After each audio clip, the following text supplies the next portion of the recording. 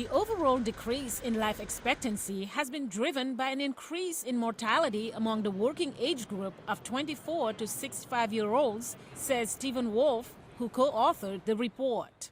A big piece of this is an increase in deaths from drug overdoses. That has been one of the biggest drivers of the trend.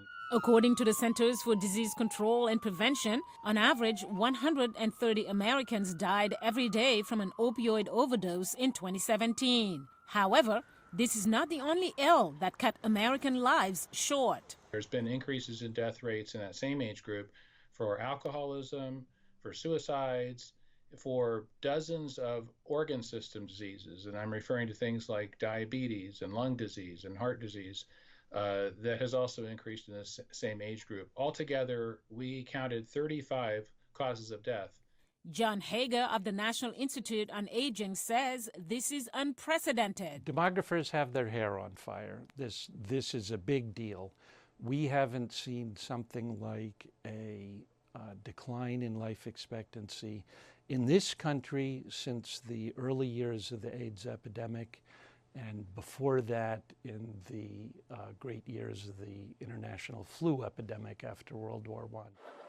But he also says the decline in life expectancy is the combination of a process that's been decades in the making.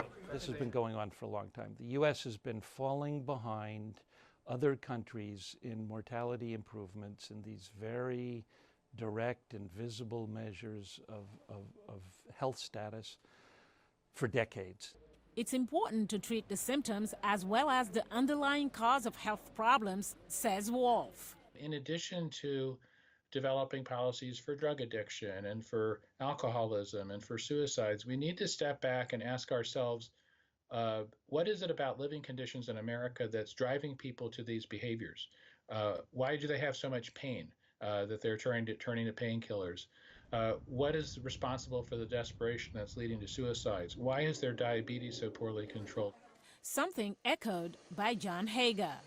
We spend about double the European average on health sector. It's a $3.5 trillion industry in the United States.